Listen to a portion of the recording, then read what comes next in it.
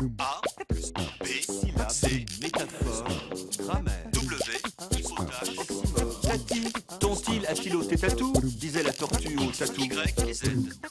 Bonjour professeur. Bonjour Marie. J'ai là un courriel qui est envoyé par Édouard de République centrafricaine. Il voudrait bien connaître l'histoire du mot charabia. Alors, exprimez-vous clairement, professeur. Chère Marie, l'origine du mot charabia est incertaine.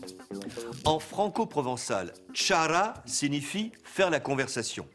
Le mot provient d'une onomatopée char qui désigne un bruit confus de paroles. On retrouve le radical dans charade, où l'on devine un mot décomposé en syllabes. Dans charivari, ce remue-ménage bruyant. Dans charlatan, celui qui vous entourloupe avec de belles paroles.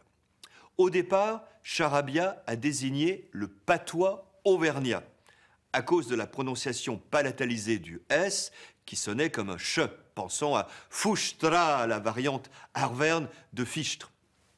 Labouré lui a tourné la tête. Elle parle charabia à tout le monde. Elle appelle les gens mouchieux, écrit quelque part Jules Vallès. Par métonymie, au XIXe siècle, charabia a désigné les Auvergnats eux-mêmes. Les Bougnats étaient des charabias. De nos jours, on qualifie de charabia un langage incompréhensible et souvent incorrect. Ah, quel charabia, on n'y comprend rien. Un langage exact mais très spécialisé et donc peu compréhensible peut être qualifié ainsi, un charabia philosophico-scientifique.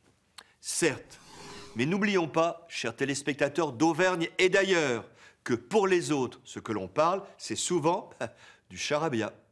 A plus B, Syllabes, C, métaphore, grammaire, W, hypotaxe, oxymore. Y et Z.